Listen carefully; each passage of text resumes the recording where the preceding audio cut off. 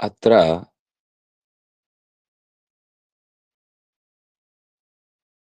कश्चित् हयः वाजिः तिष्ठति।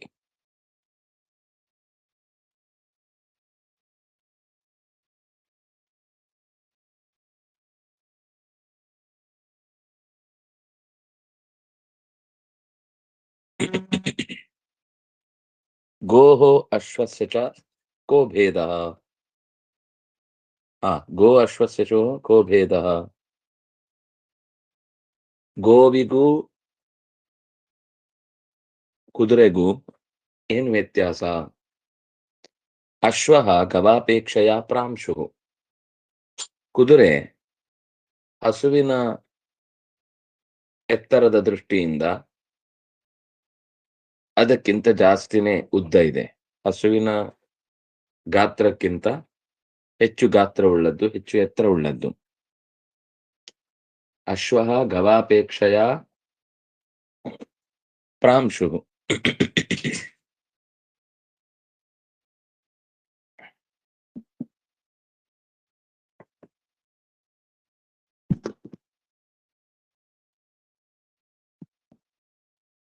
ಅಶ್ವಃ ಗವಾಪೇಕ್ಷೆಯ ಅನ್ನುವ ಶಬ್ದವನ್ನ ನಾವು ಪ್ರಾಂಶುಪಾಲ ಅನ್ನುವಲ್ಲಿ ನೋಡುತ್ತೇವೆ.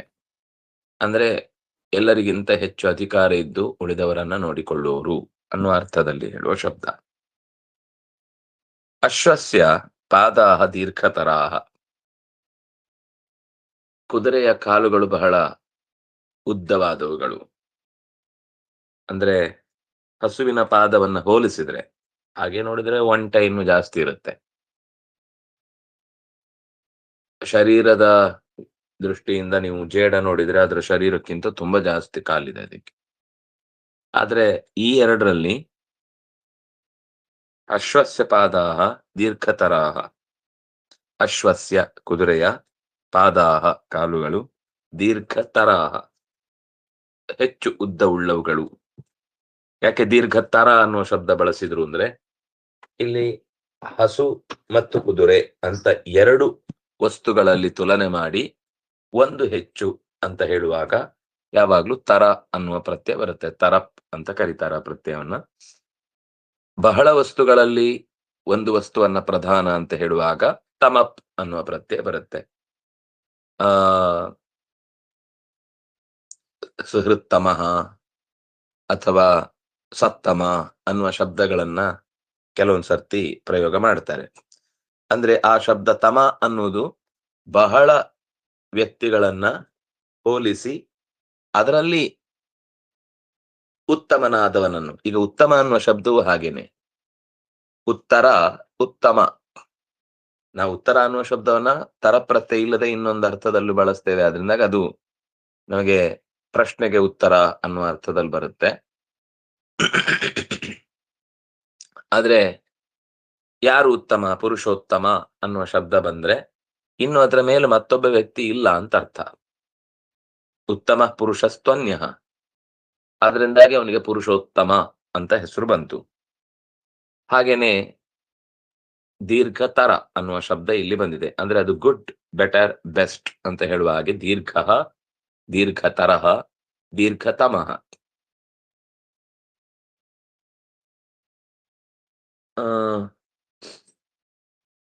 ತಸ್ಯ ಗ್ರೀವಾಯಾಂ ರೋಮರಾಜಿಃ ವರ್ತತೆ. ತಸ್ಯ ಅಶ್ವಸ್ಯ ಗ್ರೀವಾಯಾಂ ಕುತ್ತಿಗೆಯಲ್ಲಿ, ಗ್ರೀವ ಅಂದ್ರೆ ಕುತ್ತಿಗೆ, ಅದರಿಂದಾಗಿ ಸುಗ್ರೀವ ಅನ್ನುವ ಹೆಸರು ಬಂತು. ರಾಮನ ಸಖನಾಗಿ ಸುಗ್ರೀವ ತುಂಬಾ ಒಳ್ಳೆಯ ಕುತ್ತಿಗೆಯನ್ನ ಹೊಂದಿದ್ದಾದ್ರಿಂದಾಗಿ ಅವನನ್ನ ಸುಗ್ರೀವ ಅಂತ ಕರೀತಾರೆ. ಹಯಗ್ರೀವ, ದಶಗ್ರೀವ, ಇದೆಲ್ಲ ಗ್ರೀವ ಅನ್ನುವ ಶಬ್ದಕ್ಕೆ ಒತ್ತು ಕೊಟ್ಟು ಬಂದ ಹೆಸರುಗಳು. ಗ್ರೀವಾಯಾಂ ಕುತ್ತಿಗೆಯಲ್ಲಿ, ರೋಮರಾಜಿಹಿ ಚೆನ್ನಾಗಿರುವ ಕೂದಲುಗಳ ರಾಶಿ ಕಾಣುತ್ತಲ್ಲಿ. ಅಶ್ವಸ್ಯ ಪಾದ, ಅಶ್ವಸ್ಯ ಶೃಂಗೆ ನಸ್ತಃ. ಈ ಕುದುರೆಯನ್ನ ವರ್ಣಿಸ್ತಾ ಹೋಗ್ತಾ ಇದ್ದಾರೆ. ಅದಕ್ಕೆ ಕೋಡುಗಳಿಲ್ಲ. ಶೃಂಗೇ, ಶೃಂಗಂ ಶೃಂಗೇ ಶೃಂಗಾಣಿ ನಪುಂಸಕಲಿಂಗದ ದ್ವಿವಚನದ ರೂಪ ಶೃಂಗೇ. ಅಶ್ವಸ್ಯ ಕುದುರೆಗೆ ಕೋಡುಗಳು, 2 ಕೋಡುಗಳು ಇಲ್ಲ. ನಸ್ತಃ ಅದು ಕೋಡಿರುವ ಜಾತಿ ಅಲ್ಲ. ಆನೆ, ಹುಲಿ, ಕುದುರೆ ಈ ಪ್ರಾಣಿಗಳಿಗೆಲ್ಲ ಕೋಡಿರಲ್ಲ. ಹಸುಗಿದೆ, ಜಿಂಕೆಗಿದೆ, ಕೋಣಕ್ಕಿದೆ. ಈ ತರದ ಬೇರೆ ಬೇರೆ ಪ್ರಾಣಿಗಳಿಗೆ ಇದೆ, ಕೆಲವು ಪ್ರಾಣಿಗಳಿಗೆ ಇಲ್ಲ. ಗೋಹೋ ಶಫಃ ದ್ವೇಧಾ ದಲಿತಃ. ಹಸುವಿಗೂ ಕುದುರೆಗಿರುವ ಇನ್ನೊಂದು ವ್ಯತ್ಯಾಸ ಏನಂದ್ರೆ, ನೀವು ಅದರ ಗೊರಸು, ಕಾಲಿನ ಭಾಗ ಇದೆಯಲ್ಲ, ಕಾಲ್ಭಾಗದಲ್ಲಿ ಕೆಳಗಡೆ ಒಂದು ಗಟ್ಟಿಯಾದ ಕಪ್ಪಾದ ಪಾದದ ಅಂಶವನ್ನು ನಾವು ಗಮನಿಸ್ತೇವೆ. ಅದಕ್ಕೆ ಶಫ ಅಂತಾರೆ ಸಂಸ್ಕೃತದಲ್ಲಿ. ಅದನ್ನು ಕನ್ನಡದಲ್ಲಿ ನಾವು ಗೊರಸು ಅಂತೇವೆ. ಆ ಪಾದದ ಕಾಲಿನ ತುದಿಯಲ್ಲಿರುವಂತಹ ಆ ಗೊರಸು ಅಂದ್ರೆ ಕಪ್ಪಾದ ಗಟ್ಟಿಯಾದ, ಅದು ನೀವು ರಸ್ತೆಯಲ್ಲಿ ಹೋಗುವಾಗ took took took took took ಅಂತ ಶಬ್ದ ಬರುತ್ತೆ. ಅದು ಹಸುವಿಗೂ ಮತ್ತೆ ಕುದುರೆಗೂ ಏನ್ ವ್ಯತ್ಯಾಸ ಅಂದ್ರೆ, ಹಸುವಿನ ಆ ಶಫ ಅಥವಾ ಆ ಗೊರಸು ಎರಡಾಗಿ ದಲಿತಃ, ದ್ವೇದಾ ದಲಿತಃ. ದಲಿತಃ ಅಂದ್ರೆ ಸೀಳಲ್ಪಟ್ಟಿದೆ. ಅಶ್ವಸ್ಯತು ನ, ಅಶ್ವದ ಆ ಗೊರಸು ನ ದಲಿತಃ, ಅಶ್ವದ ಗೊರಸು ಅನ್ನುವುದು ಸೀಳಿಲ್ಲ. ಅದಕ್ಕೆ ಏಕಶಫ ಅಂತ ಕರೀತಾರೆ. ಅದು ಒಂದೇ ಗೊರಸು ಉಳ್ಳದ, ಅಂದ್ರೆ ಆ ಗೊರಸಿನಲ್ಲಿ 2 ಸೀಳಾಗಿಲ್ಲ, ಅದು ಇಡೀ ಒಂದೇ ಫುಲ್. ಈಗ ಕೆಲವು ಎಲೆಗಳನ್ನು ನಾವು ಗಮನಿಸಿದ, ಈಗ ಅಶ್ವತ್ಥ ಅದು ಇಡೀ ಒಂದೇ ಎಲೆ. ಆದ್ರೆ ಮಂದಾರ ಪುಷ್ಪವನ್ನ ನೀವು ಗಮನಿಸಿದ್ರೆ ಆ ಒಂದೇ ಎಲೆ ಮಧ್ಯದಲ್ಲಿ ಒಂದು ಸೀಳು ಬಿಟ್ಟು 2 ತರ ಕಾಣುತ್ತೆ. ಇನ್ನ ಹೀಗೆ ಅನೇಕ ಇದೆ. ಕೆಲವುದಕ್ಕೆ 3 ಇದೆ, ಬಿಲ್ವಪತ್ರೆ ತರದ್ದೆಲ್ಲ. ಇನ್ನು ಕೆಲವುದಕ್ಕೆ 5 ಇದೆ, ಇನ್ನು ಕೆಲವುದಕ್ಕೆ 7 ಇದೆ. ಹೀಗೆ ಪ್ರಕೃತಿಯು ಕೂಡ ಆರ್ಟಿಸ್ಟಿಕ್ ಆಗಿ ಜಗತ್ತನ್ನ ತೋರಿಸುತ್ತೆ ನಮಗೆ. ಹಾಗೆ ಇದರಲ್ಲೊಂದು ವಿಶೇಷತೆ ಗಮನಿಸ್ಲಿಕ್ಕಿರುವಂತದ್ದು. ಯಾಕೆ ಹಾಗೆ ಅಂದ್ರೆ, ಕುದುರೆಗೆ ಓಡುವುದೇ ಒಂದು ಯುದ್ಧದಲ್ಲಿ ಅಥವಾ ಪ್ರಯಾಣದಲ್ಲಿ ಬಹಳ ಅದಕ್ಕೆ ಕೆಲಸ ಇದೆ. ಆದ್ರಿಂದ ಅದರ ಮಧ್ಯದ ಜಾಗಕ್ಕೆ ಅವಕಾಶ ಹೆಚ್ಚಾದ ಹಾಗೆ ಅಪಾಯಗಳು ಜಾಸ್ತಿ. ಅದು ಯುದ್ಧದಲ್ಲಿ ಶತ್ರುವನ್ನ ಒದಿಯತ್ತೆ, ಎದುರಾಳಿಗಳನ್ನ.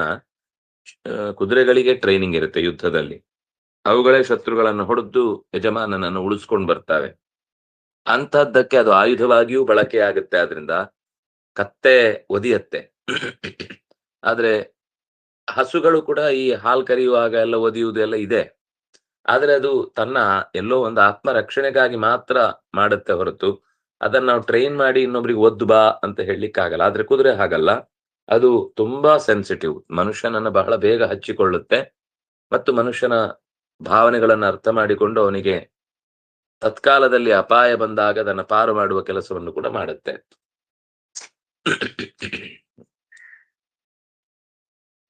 ಅತಃ ಅಶ್ವ ಶೀಘ್ರತರಂ ಧಾವತಿ. ಈ ಕಾರಣಕ್ಕಾಗಿ ಕುದುರೆಯು ಬಹಳ ವೇಗವಾಗಿ ಓಡುತ್ತೆ. ಅದಕ್ಕೆ ಭಯ ಇಲ್ಲ, ನೆಲದ ಮಧ್ಯದಲ್ಲಿ ಕಲ್ಲು ಗಿಲ್ಲು ಎಲ್ಲ ತಾಗುತ್ತೆ ಅಂತ. ಈ ಹಸುವಿಗೆ ಏನಾಗುತ್ತೆ ಅಂದ್ರೆ, ಅದು ಓಡುತ್ತೆ, ಬಹಳ ಜಾಗ್ರತೆಯಿಂದ ಓಡುತ್ತೆ. ಆದ್ರೆ ಏನು ಅಂದ್ರೆ, ಮಧ್ಯದಲ್ಲಿ ಎಲ್ಲಾದ್ರೂ ಆ ಎಡೆಯಲ್ಲಿ ಮುಳ್ಳು ಇನ್ನೇನಾದ್ರೂ ತಾಗಿದ್ರೆ ಆಮೇಲೆ ಅದಕ್ಕೆ ಆ ಕೆಲಸದಲ್ಲಿ ಮುಂದುವರಿಯುವುದು ಕಷ್ಟ ಆಗುತ್ತೆ. ಅದು ಸಿಕ್ಕಲ್ಲೆಲ್ಲ ಓಡ್ಲಿಕ್ಕೆ ಆಗಲ್ಲ ಅದಕ್ಕೆ. ಆದ್ರೆ ಕುದುರೆಗೆ ಹಾಗಲ್ಲ, ಅದು ಬೆಟ್ಟದ ಮೇಲೆ ಹತ್ತತ್ತೆ, ಕಾಡಿನಲ್ಲಿ ಓಡುತ್ತೆ, ನದಿಯಲ್ಲಿ ದಾಟ್ಕೊಂಡು ಹೋಗುತ್ತೆ, ಇತ್ಯಾದಿಗಳನ್ನೆಲ್ಲ. ಈ ಕಲ್ಲಿನ ಮುಳ್ಳಿನ ಮೇಲೆಯೂ ಅದಕ್ಕೆ ಏನು ಬಾಧಕ ಆಗುದಿಲ್ಲ, ಪ್ರಯಾಣಕ್ಕೆ ತೊಂದರೆ ಆಗುದಿಲ್ಲ. ಯಾಕೆಂದ್ರೆ ಅದಕ್ಕಿರುವ ಏಕಶಫ, ಒಂದೇ ಗೊರಸು. ಅದು ಉಗುರ್ತರ ಒಂದು ರೀತಿಯಲ್ಲಿ, ನಮ್ಗೆ ನಮ್ಮ ಭಾಷೆಯಲ್ಲಿ ಹೇಳುದಾದ್ರೆ. ಒಟ್ಟು ಗಟ್ಟಿ ಇರುತ್ತೆ, ನಡಿಲಿಕ್ಕೆ ಸುಲಭ ಆಗುತ್ತೆ, ಓಡ್ಲಿಕ್ಕೆ ಸಹಕಾರ ಕೊಡುತ್ತೆ. ಇದು ಒಟ್ಟು ಮೊದಲ ಪ್ಯಾರದಲ್ಲಿ ಬಂದ ಸಂಗತಿಗಳು. ಇದರಲ್ಲಿ ಇಹ ಅವ್ಯಯ, ಕಶ್ಚಿತ್ ಅವ್ಯಯ, ಅಶ್ವ पुल्लिंग प्रथमा एक अश्वस्तिष्ठति अश्वः तिष्ठति अश्वस्तिष्ठति सकारादेश विसर्ग संधि कश्चित् अश्वः कश्चिदश्वः जश्त्व संधि तिष्ठति ष्ठा गति निवृत्तौ ಅನ್ನುವ ಧಾತುವಿನ सकर्मकात् कर्तरि अकर्मकात् कर्तरि लटि प्रथम पुरुषे एकवचने ತಿಷ್ಠತಿ ಇದ್ರು ಅದೇನು ಸಕರ್ಮಕ ಅಕರ್ಮಕ ಅಂದ್ರೆ ಯಾವುದಕ್ಕೆ ಪ್ರಶ್ನೆ ಬಂದಾಗ ಉತ್ತರ ಸಿಗುತ್ತೋ ಅದು ಸಕರ್ಮಕ. ತಿಷ್ಠತಿ ಅನ್ನುವ ಪ್ರಶ್ನೆ ಬಂದಾಗ ಏನನ್ನು ನಿಲ್ಲುತ್ತದೆ ಅಂತ ಯಾರು ಕೇಳಲಿಕ್ಕಾಗುದಿಲ್ಲ. ಯಾರು ನಿಲ್ತಾನೆ ಅಂತ ಕೇಳ್ಬೋದು, ಯಾವುದು ನಿಲ್ಲತ್ತೆ ಅಂತ ಕೇಳ್ಬೋದು. ಏನನ್ನು ನಿಲ್ಲುತ್ತದೆ ಅನ್ನುವ ಪ್ರಶ್ನೆ ಇಲ್ಲ. ಈಗ ತಿನ್ನುತ್ತಾನೆ, ಏನನ್ನು ತಿನ್ನುತ್ತಾನೆ? ನೋಡುತ್ತಾನೆ, ಏನನ್ನು ನೋಡುತ್ತಾನೆ? ಇದೆಲ್ಲ ಸಕರ್ಮಕ. ಯಾವುದಕ್ಕೆ ಈ ಪ್ರಶ್ನೆಗೆ ಉತ್ತರ ಸಿಗುದಿಲ್ವೋ, ಏನನ್ನು ಅನ್ನುವ ಪ್ರಶ್ನೆಗೆ, ದ್ವಿತೀಯ ವಿಭಕ್ತಿಯಿಂದ ಕೂಡಿದ ಪ್ರಶ್ನೆಗೆ ಉತ್ತರ ಸಿಗುದಿಲ್ವೋ ಅದು ಅಕರ್ಮಕ ಆಗುತ್ತೆ. ಹಾಗಾಗಿ ತಿಷ್ಠತಿ ಅದು ಕರ್ಮ ಅದಕ್ಕೆ ಇಲ್ಲ, ನೇರವಾಗಿ ಕರ್ಮವನ್ನು ಅದಕ್ಕೆ ಜೋಡಿಸ್ಲಿಕ್ಕಿಲ್ಲ. ಗೋಹೋ ಅದು ಷಷ್ಠಿ ವಿಭಕ್ತಿ ಏಕವಚನ. ಅಶ್ವಸ್ಯ ಕುದುರೆಯ ಷಷ್ಠಿ ವಿಭಕ್ತಿ ಏಕವಚನ. ಗೋರಶ್ವಸ್ಯ ರೇಫಾದೇಶ ವಿಸರ್ಗ ಸಂಧಿ ಚ ಅವ್ಯಯ ಕಹ ಪುಲ್ಲಿಂಗ ಪ್ರಥಮ ಏಕ ಭೇದ ಪುಲ್ಲಿಂಗ ಪ್ರಥಮ ಏಕ. ಭೇದ ಅಂದ್ರೆ ವ್ಯತ್ಯಾಸ. ವ್ಯತ್ಯಾಸ ಅಂತ ಅಷ್ಟೇ ಅರ್ಥ ಹೊರತು ಭೇದ ಅನ್ನೋದಕ್ಕೆ ಜಗಳ ಅಂತ ಅರ್ಥ ಅಲ್ಲ. ಸಾಮಾನ್ಯ ಈ ಭೇದ ಅನ್ನುವ ಶಬ್ದ ಭೇದವಾದಿಗಳು ಅಂತ ಪ್ರಯೋಗ ಮಾಡುವಾಗ ಎಲ್ಲರೂ ಕೂಡ ಇವರೇನೋ ಜಗಳ ಗಂಟರು ಅನ್ನೋ ಅರ್ಥದಲ್ಲಿ ಅರ್ಥ ಮಾಡ್ಕೊಳ್ತಾರೆ. ಅವರು ತುಂಬಾ ಭೇದ ಮಾಡ್ತಾರೆ ಅಂತ. ಇಲ್ಲಿ ಭೇದ ಅನ್ನುವ ಶಬ್ದ ಹೇಗೆ ವ್ಯತ್ಯಾಸ ಅನ್ನುವ ಅರ್ಥವೋ ಹಾಗೆ ಜಗತ್ತಿನಲ್ಲಿ ಪ್ರತಿಯೊಂದು ವಸ್ತುವಿಗೂ ಒಂದಕ್ಕಿಂತ ಒಂದು ವಿಲಕ್ಷಣವಾದ ಇರುವುದರಿಂದ ಒಂದಕ್ಕಿಂತ ಒಂದು ಬೇರೆ. ಅದು ಬೇರೆ ಅಂದ್ರೆ ವ್ಯತ್ಯಾಸಗಳಿವೆ ಅಂತ ಅಷ್ಟೇ ಅರ್ಥ ಹೊರತು ಅವನನ್ ಕಂಡ್ರೆ ಇವನಿಗಾಗಲ್ಲ, ಇವನನ್ ಕಂಡ್ರೆ ಅವನಿಗಾಗಲ್ಲ, ಅದು ಇದಕ್ಕಿಂತ ಸುಪೀರಿಯರು ಅನ್ನುವ ಈ ಅರ್ಥದಲ್ಲಿ ಪರಸ್ಪರ ಮನಃಕಲಹವನ್ನ ಭೇದ ಅನ್ನುವ ಅರ್ಥದಲ್ಲಿ ಪ್ರಯೋಗ ಮಾಡಿದ್ದಲ್ಲ. ಹಾಗಾಗಿ ಭೇದ ಅನ್ನುವ ಶಬ್ದಕ್ಕೆ ಏನ್ ವ್ಯತ್ಯಾಸ ಅಂತ ನಾವಲ್ಲಿ ಏನ್ ಕೇಳ್ತೀವೋ ಅದೇ ಅರ್ಥ ಶಾಸ್ತ್ರದಲ್ಲೂ ಕೂಡ ಭೇದ ಅನ್ನುವ ಶಬ್ದಕ್ಕರ್ಥ. ಒಂದಕ್ಕಿಂತ ಒಂದು ಅನೇಕ ಗುಣಗಳಿಂದ ವ್ಯತ್ಯಾಸ ಇದೆ, ಎಲ್ಲ ಒಂದೇ ಆಗ್ಲಿಕ್ಕೆ ಸಾಧ್ಯ ಇಲ್ಲ. ನೀರು ಬೆಂಕಿ ಆಗ್ಲಿಕ್ಕೆ ಸಾಧ್ಯ ಇಲ್ಲ, ಬೆಂಕಿ ನೀರಾಗ್ಲಿಕ್ಕೆ ಸಾಧ್ಯ ಇಲ್ಲ. ಅಶ್ವಃ ಪುಲ್ಲಿಂಗ ಪ್ರಥಮ ಏಕ ಗವಾಪೇಕ್ಷೆಯ. ಗವಾಪೇಕ್ಷೆಯ ಅಂತಂದ್ರೆ ಹಸುವಿನ ಲೆಕ್ಕದಲ್ಲಿ ತೆಗೆದುಕೊಂಡ್ರೆ ಗವಾ ಅಪೇಕ್ಷೆಯ ಗವಾಪೇಕ್ಷೆಯ. ತೃತೀಯ ವಿಭಕ್ತಿ ಏಕವಚನ ಅಪೇಕ್ಷೆಯ. ಪ್ರಾಂಶುಹು ಪುಲ್ಲಿಂಗ ಪ್ರಥಮ ಏಕ ಉಕಾರ ಅಂತವಾದ ಶಬ್ದ. ಗುರುಹು ಶಬ್ದದ ಹಾಗೆ ಪ್ರಾಂಶುಹು ಪ್ರಾಂಶುಹು ಪ್ರಾಂಶವಃ. ಅಶ್ವಸ್ಯ ಷಷ್ಠಿ ಏಕ ಪಾದಾಹ ದೀರ್ಘತರಾಹ ಎರಡು ಕೂಡ ಪುಲ್ಲಿಂಗ ಪ್ರಥಮ ಬಹು. ಪಾದಃ ಪಾದೌ ಪಾದಾಹ ದೀರ್ಘತರಃ ದೀರ್ಘತರೌ ದೀರ್ಘತರಾಹ. ತಸ್ಯ ಷಷ್ಠಿ ಏಕ ಕ್ರೀವಾಯಾಂ ರಮಾಯಾಂ ಇದ್ದ ಹಾಗೆ ಸ್ತ್ರೀಲಿಂಗ ಸಪ್ತಮಿ ವಿಭಕ್ತಿ ಏಕವಚನ. ರೋಮರಾಜಿಹಿ ರೋಮಸ್ಯ ರಾಜಿಹಿ ರೋಮರಾಜಿಹಿ ಪುಲ್ಲಿಂಗ ಪ್ರಥಮ ಏಕ. ವರ್ತತೆ ವರ್ತೇತೆ ವರ್ತಂತೆ ಋತುವರ್ತನೆ ಲಟ್ ಪ್ರಥಮ ಏಕ. ಅಶ್ವಸ್ಯ ಷಷ್ಠಿ ಏಕ ಶೃಂಗೇ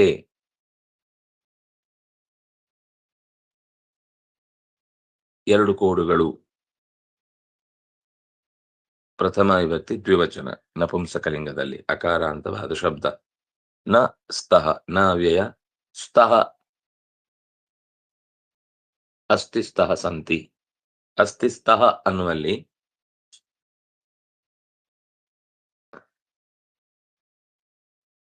ಲಟ್ಲಕಾರ ಪ್ರಥಮ ಪುರುಷ ಮತ್ತೆ ದ್ವಿವಚನದ ರೂಪ ಅಸ್ತಿ ಸ್ತಃ. ಆಮೇಲೆ ಗೋಹೋ ಹಸುವಿಗೆ, ಶಫಃ ಗೊರಸು, ದ್ವೇಧ ಎರಡಾಗಿ, ದಲಿತಃ ಸೀಳಿವೆ.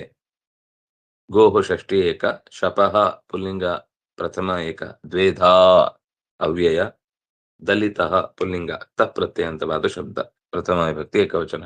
ಅಶ್ವಸ್ಯ ಷಷ್ಠಿ ಏಕ ತು ಅವ್ಯಯ ನ ಅವ್ಯಯ ಅತಃ ಅವ್ಯಯ. ಅಶ್ವಃ ಪುಲ್ಲಿಂಗ ಪ್ರಥಮ ಏಕ ಅತೋಶ್ವಃ ಪೂರ್ವರೂಪ ಸಂಧಿ ಶೀಘ್ರತರಂ ಶೀಘ್ರ ತರಂ ದ್ವಿತೀಯ ವ್ಯಕ್ತಿ ಏಕವಚನ. ಧಾವತಿ ಧಾವೃ ಸಂಚಲನೆ. ಲಟ್ ಪ್ರಥಮ ಏಕ.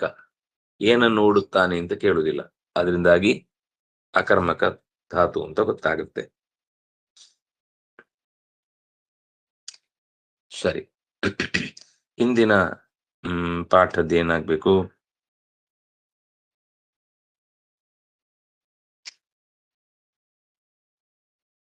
ವ್ಯಾಕರಣದ ಭಾಗ ಆಗ್ಬೇಕಾಗಿತ್ತು, 2 ಪಾಠದ್ದು. ವ್ಯಾಕರಣದಲ್ಲಿ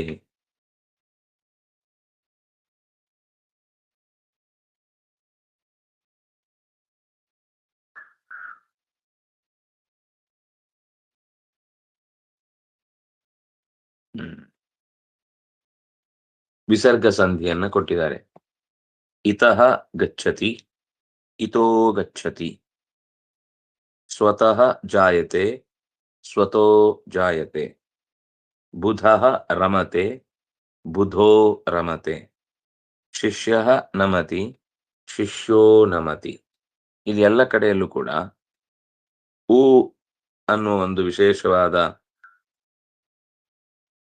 ಆದೇಶ ಬಂದದ್ರಿಂದ ಹೀಗಾಗಿದೆ. ಎಲ್ಲಿ ಬರುತ್ತೆ? ಇತ ಅನ್ನುವ ಶಬ್ದದ ನಂತರ ಒಂದು ವಿಸರ್ಗ ಇದೆ. ಆ ವಿಸರ್ಗಕ್ಕೆ ಉ ಅನ್ನುವ ಆದೇಶ ಬಂದ್ರೆ ಇತ ಉ ಇತೋ, ಇತೋ ಜಾಯತೆ. ಇನ್ನೂ ಪರದಲ್ಲಿ ಅಕಸ್ಮಾತ್ ಕೆಲವೊಮ್ಮೆ ಅಥೋಪಿ ಅನ್ನುವಲ್ಲಿ, ಅತಃ ಅಪಿ ಅನ್ನುವಲ್ಲಿ, ಅತಃ ಅನ್ನುವುದಕ್ಕೆ ವಿಸರ್ಗಕ್ಕೆ ಉ ಬಂದು ಅಥೋ ಆಯ್ತು. ಅಪಿ ಅಂತ ಇರುವುದರಿಂದಾಗಿ ವಿಸರ್ಗದ ನಂತರ ಬಂದ ಉ ಪರದಲ್ಲಿರುವ ಅಕಾರವನ್ನ ತನ್ನೊಳಗೆ ಎಳ್ಕೊಂಡು ಪೂರ್ವರೂಪ ಸಂಧಿ ಆಗ್ಬಿಡುತ್ತೆ. ಅಥೋ ಅಪಿ, ಅಥೋಪಿ. ಇಲ್ಲಿ ಅದು ಸ್ವರಾಕ್ಷರ ಅಕಾರ ಇದ್ರೆ ಮಾತ್ರ ಹಾಗಾಗುತ್ತೆ. ಇಲ್ಲಿ ಗಚ್ಚತಿ, ಜಾಯತೆ, ರಮತೆ, ನಮತಿ ಎಲ್ಲವೂ ಕೂಡ ಧಾತುಗಳು ವ್ಯಂಜನಾಕ್ಷರದಿಂದ ಕೂಡಿದ್ದಾಗಿ ಇದೆ. ಅದರಲ್ಲೂ ಗ, ಜ, ರ, ನ ಇತ್ಯಾದಿ ಅಕ್ಷರಗಳು. ಈಗ ಶ, ಶ, ಶ, ಸ ಇತ್ಯಾದಿಗಳಾದಾಗ, ಶ, ಶ, ಸ, ಹ ಈ ಅಕ್ಷರಗಳಾದಾಗ ನಮಗೆ ಶ, ಶ, ಸ ಮುಖ್ಯವಾಗಿ ಹ ಅಲ್ಲ, ವಿಸರ್ಗ ಬಂದಾಗ ಅದೇ ಅಕ್ಷರದ ಅರ್ಧ ಅಕ್ಷರದ ರೂಪ ಬರುತ್ತೆ. ಈಗ ಪುನಃ ಸಜ್ಜತೆ, ಪುನಃಸಜ್ಜತೆ, ಪುನಃ ಶೇತೆ, ಪುನಃಶೇತೆ. ಕಹ ಷಣ್ಮುಖ, ಕಷಣ್ಮುಖ ಅನ್ನುವಲ್ಲಿ ಎಲ್ಲಾ ಕಡೆಯಲ್ಲಿ ಪರಾಕ್ಷರವೇ ವಿಸರ್ಗಕ್ಕೆ ಬಂದು ಒತ್ತು ಕೊಟ್ಟು ಹೇಳುವ ಹಾಗೆ ಆಗುತ್ತೆ. ಕಹ ಸರತಿ, ಕಸ್ಸರತಿ ಅನ್ನುವ ಹಾಗೆ. ಇಲ್ಲಿ ಒಂದು ಬೇರೆಯೇ ಆದ ರೂಪವನ್ನ ಹೇಳುವ 4 ಉದಾಹರಣೆಗಳನ್ನು ನಾವು ನೋಡಿದ್ವಿ. ಅದರಿಂದಾಗಿ ಶಿಷ್ಯ ನಮತಿ, ಶಿಷ್ಯೋ ನಮತಿ, ಬುಧಃ ರಮತೆ, ಬುಧೋ ರಮತೆ, ಸ್ವತಃ ಜಾಯತೆ, ಸ್ವತೋ ಜಾಯತೆ, ಇತಃ ಗಚ್ಚತಿ, ಇತೋ ಗಚ್ಚತಿ. ಇಷ್ಟು ನಮಗೆ ಪದಗಳು ಸಿಕ್ಕಿದ್ದು. ಇದು ಅಹ ಅಂತ ಇದ್ದದ್ದು ಓ ಅನ್ನೋ ರೂಪ ಆಯ್ತು. ಇತೋ. ಸ್ವತಃ ಅನ್ನುವಲ್ಲಿ ಸ್ವತೋ, ಬುಧ ಅನ್ನುವಲ್ಲಿ ಬುಧೋ, ಶಿಷ್ಯ ಅನ್ನುವಲ್ಲಿ ಶಿಷ್ಯೋ. ಅದು ಅಕಾರ ಇದ್ದಲ್ಲಿ ಮಾತ್ರ ಹಾಗಾಗುತ್ತೆ. ಬೇರೆ ವಿಸರ್ಗಗಳಿದ್ದಾಗ ಹರಿಹಿ ಗಚ್ಚತಿ, ಆಗ ಹರೋ ಗಚ್ಚತಿ ಆಗಲ್ಲ. ಹರಿಹಿ ಗಚ್ಚತಿ, ಹರಿರ್ ಗಚ್ಚತಿ ಆಗತ್ತೆ. ಅದು ಮತ್ತೆ ಮುಂದೆ ಗಮನಿಸೋಣ. ಇಲ್ಲಿ ಜಾತು, ಅತಃ, ತತಃ, ಸ್ವಯಂ ಏತಾನಿ ಉಪಯುಜ್ಯ ವಾಕ್ಯಾನಿ ರಚಯತ, ಇವುಗಳನ್ನು ಬಳಸಿಕೊಂಡು ವಾಕ್ಯಗಳ ರಚನೆ ಮಾಡಿ ಅಂತಿದೆ. ಜಾತು ಅಂದ್ರೆ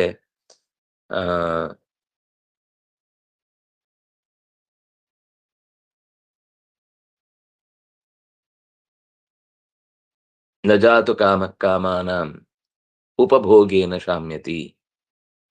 ಯಾವತ್ತೂ ಕೂಡ ನ ಜಾತು ಕಾಮಃ, ಕಾಮಾನಾಂ ಕಾಮಃ ಉಪಭೋಗೇನ ಶಾಮ್ಯತಿ. ಬಯಕೆಗಳ ಬೆನ್ನಟ್ಟುವ ಬುದ್ಧಿ ಭೋಗದಿಂದ ಎಂದೂ ಕೂಡ ಕಡಿಮೆಯಾಗದು ಅನ್ನೋದು ಜಾತು ಅನ್ನುವ ಪ್ರಯೋಗವನ್ನು ಮಾಡುವಾಗ ಗೊತ್ತಾಗುತ್ತೆ. ಅತಃ ಆದ್ದರಿಂದ ಅಹಂ ಶಿಕ್ಷಕಃ ಅತಃ ಪಾಠಯಾಮಿ, ನಾನು ಶಿಕ್ಷಕನಾದ್ರಿಂದಾಗಿ ಪಾಠವನ್ನು ಮಾಡ್ತೇನೆ. ತತಃ ತಸ್ಮಾತ್ ಕಾರಣಾತ್ ಇತ್ಯರ್ಥಃ. ಅಸ್ಮಿನ್ ಯಾನೆ ಜನಾಃ ಸಂಭೃತಾಃ ಅತಃ ಅನೇನ ಯಾನೇನ ಮೈಸೂರು ನಗರಂ ಗಂತುಂ ನ ಶಕ್ಯತೆ. ಈ ಬಸ್ಸು ಜನ ತುಂಬಿಬಿಟ್ಟಿದೆ. ಆಧಾರ್ ಕಾರ್ಡ್ ಇಟ್ಕೊಂಡಿರೋಲ್ಲ ತುಂಬ್ಕೊಂಡ್ಬಿಟ್ಟಿದ್ದಾರೆ. ತಲೆ ಮೇಲೆ ಕೂತ್ಕೊಂಡೇ ಹೋಗ್ಬೇಕಷ್ಟೆ, ಇನ್ಯಾರ್ದಾದ್ರು. ಮತ್ತು ನಿಲ್ಲಿಕ್ಕೂ ಜಾಗ ಇಲ್ಲ. ಅತಃ ಅದರಿಂದ, ತಸ್ಮಾತ್ ಆ ಕಾರಣಕ್ಕಾಗಿ, ತತಃ ತತಃ ಅಂತ ಒಂದು ತಸ್ಮಾತ್ ಕಾರಣ ಅನ್ನೋ ಅರ್ಥ. ಇನ್ನೊಮ್ಮೆ ಇನ್ನೊಂದು ದೃಷ್ಟಿಯಿಂದ ಈ ತತಃ ಅನ್ನೋ ಶಬ್ದ ಹೇಗ್ ಬರುತ್ತೆ ಅಂದ್ರೆ,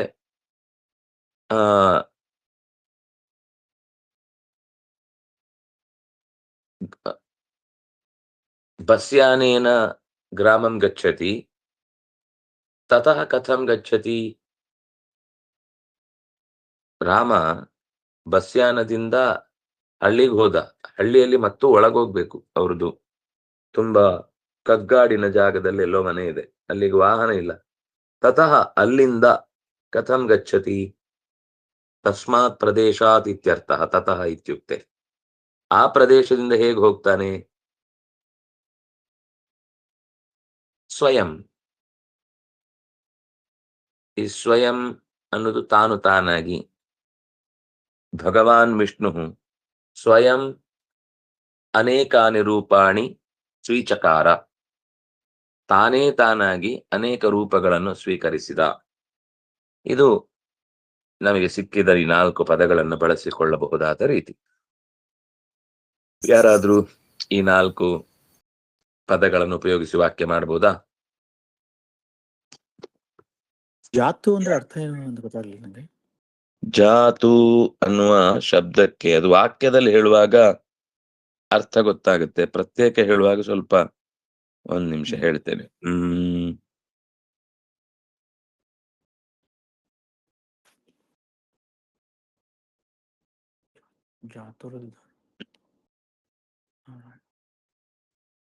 ಯಾವುದೋ ಒಂದು ಕಾಲದಲ್ಲಿ,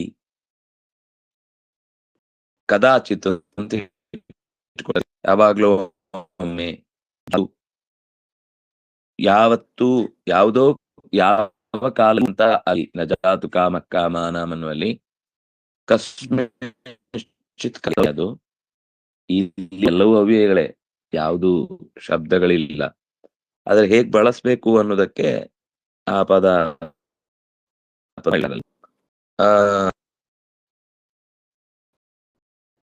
ಈಗ ಲೋಕದಲ್ಲಿ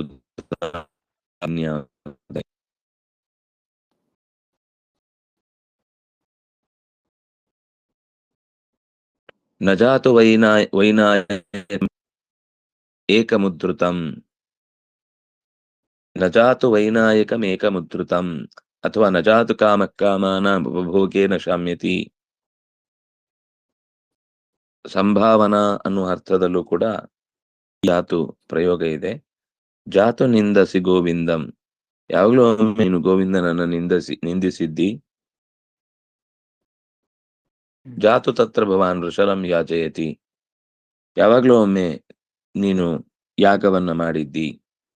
ಒಬ್ಬ ಮೂರ್ಖನ ಕೈಯಲ್ಲಿ ಯಾಗ ಮಾಡಿಸಿದ್ದಿ, ಅದಕ್ಕೋಸ್ಕರ ಇವತ್ತು ಹೀಗಾಗಿದೆ. ಯಾವತ್ತೋ ಒಮ್ಮೆ ಅನ್ನೋ ಅರ್ಥವನ್ನ ಸರಿಯಾಗಿ ಹೇಳಬಹುದು. ಯಾವತ್ತೋ ಒಮ್ಮೆ ನಾನು ಹಾಗೆ ಮಾಡಿದ್ದೆ. ಸರಿ ಆಚಾರ್ಯ.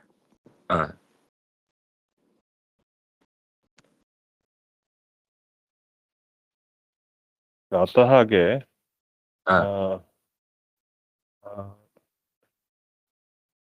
ಅದ್ಯ ಮಮ ಅದ್ಯ ಮಾಂ ಆಮಯಃ ಬಾಧತೆ ಅತಃ ಅಹಂ ವೈದ್ಯಾಲಯಂ ಗಚ್ಚಾಮಿ. ಸಮೀಚೀನಂ. ಆಮಯಃ ಮಾಂ ಅದ್ಯ ಬಾಧತೆ ಅತಃ ವೈದ್ಯಾಲಯಂ ಗಚ್ಚಾಮಿ. ಸಮೀಚೀನ. ಇದು ತತಃ ಅಂದ್ರೆ ಅಲ್ಲಿಂದ ಬರುತ್ತಲ್ಲ ಗುರುಗಳೇ, ಅಲ್ಲಿಂದ ಅಂತ ತಗೋಬೇಕು. ಅಂದ್ರೆ ಆಕ್ಚುಲಿ ನೆಕ್ಸ್ಟ್ ವರ್ಡ್ ತತಃ ಇದೆಯಲ್ಲ, ತತಃ ಅಂದ್ರೆ ಅಲ್ಲಿಂದ ಅಂತ ತಗೋಬೇಕಲ್ವಾ? ಅಲ್ಲಿಂದ ಅಂತ ತಗೋಬಹುದು. ತಸ್ಮಾತ್ ಕಾರಣದ, ಆ ಕಾರಣದಿಂದ ಅಂತಾನು ಒಂದು ಅರ್ಥ ಆಗುತ್ತೆ. ತತಃ ಅನ್ನೋದಕ್ಕೆ ಎರಡೂ ಪ್ರಯೋಗಗಳನ್ನು ನಾವು ನೋಡ್ತೀವಿ.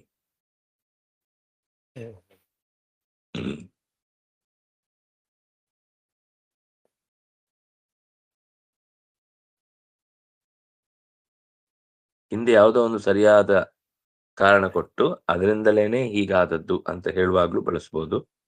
ಆದ್ರೆ ಅತಃ ಅನ್ನೋ ಶಬ್ದ ಇದೆ, ಅದಕ್ಕೆ ತತಃ ಅನ್ನೋದನ್ನ ತಸ್ಮಾತ್ ಪ್ರದೇಶ.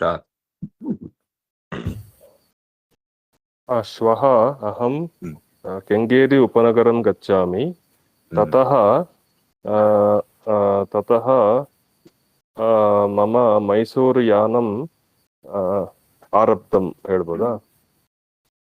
ಅಲ್ಲಿಂದ ನನ್ನ ಮೈಸೂರು ಯಾನಂ ಅಂದ್ರೆ ಟ್ರಾವೆಲ್ ಹೇಳ್ಬೋದಾ? ಟ್ರಾವೆಲ್ ಆರಬ್ಧ.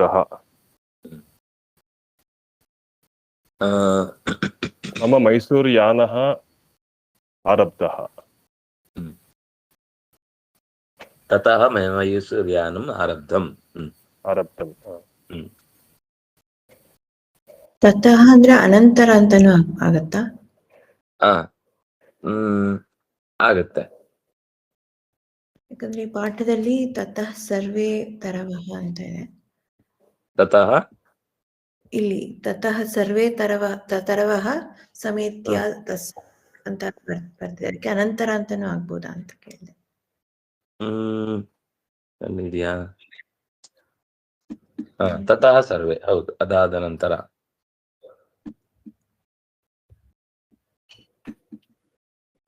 ಆ ಬಳಿಕ.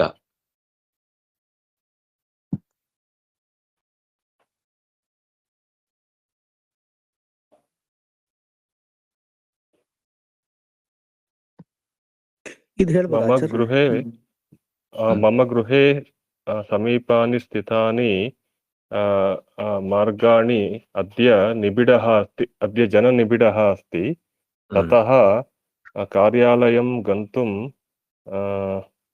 ನ ಶಕ್ನೋಮಿ ಹೇಳ್ಬೋದು.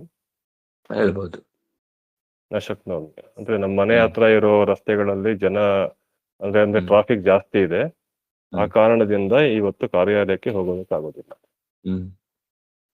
ಹೇಳ್ಬೋದು. ಚೆನ್ನಾಗಿ. ಇನ್ನೊಂದು ಇದು ಹೇಳ್ಬೋದು ಆಚಾರ್ಯ. ಅತಃ ಮಾಘಮಾಸಂ ಅಸ್ತಿ ತತಃ ಅರುಣೋದಯ ಕಾಲೇ ಸ್ನಾನಂ ಕರೋಮಿ. ಅಸ್ತು, ಸಮೀಚೀನ.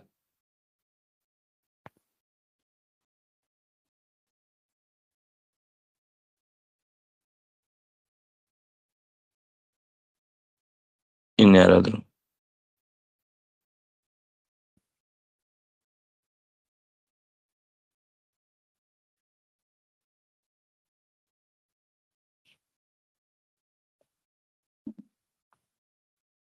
ಮಮ ಪುತ್ರೀಂ ಶಾಲಾತಃ ಆನಯಿತುಂ ಸ್ವಯಂ ಗಚ್ಚಾಮಿ.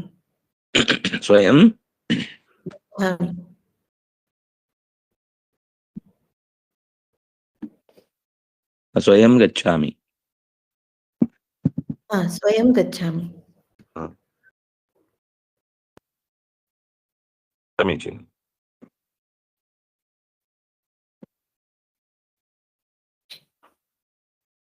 ದುಷ್ಟಾನ್ ನಾಶನಂ ಕರ್ತುಂ ವಾಸುದೇವಃ ಸ್ವಯಂ ಅವತತಾರ. ಸಮೀಚೀನ. ದುಷ್ಟಾನಾಂ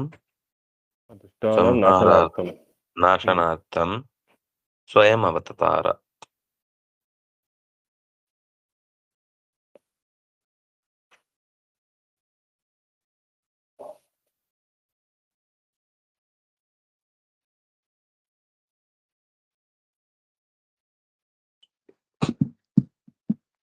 ಮುಂದೆ ನಿಜಂತ ವಾಕ್ಯಗಳನ್ನು ಪೂರೈಸಿ.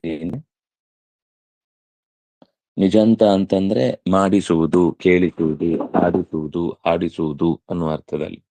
ನಾನ್ ಮಾಡುವುದು ಬೇರೆ, ಮೀಯುವುದು, ಮೀಯಿಸುವುದು, ನಿಲ್ಲುವುದು, ನಿಲ್ಲಿಸುವುದು, ಮಾಡುವುದು, ಮಾಡಿಸುವುದು, ಪಠತಿ, ಪಾಠಯತಿ, ಪಶ್ಯತಿ, ದರ್ಶಯತಿ, ಪ್ರಕಾಶತೆ, ಪ್ರಕಾಶಯತಿ, ಚಲತಿ, ಚಾಲಯತಿ ಅಂತ ಹೀಗೆ ಆ ಇನ್ನೊಬ್ರಿಂದ ಆ ಕೆಲಸ ಮಾಡಿಸೋದು ಅನ್ನೋದನ್ನ ನಿಜಂತ ರೂಪ ಅಂತ ಹೇಳ್ತೇವೆ.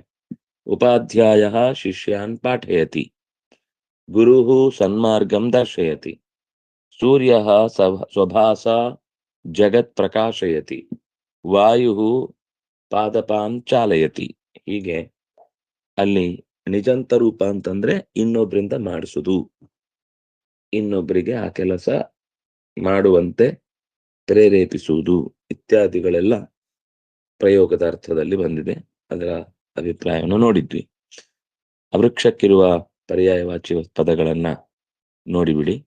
ವೃಕ್ಷ, ಮಹೀರುಹ, ಶಾಖಿ, ವಿಟಪಿ, ಪಾದಪ, ತರುಹು, ಅನೋಕಃ, ಕುಡಃ, ಕುಟಃ, ಸಾಲಃ, ಪಲಾಶಿ,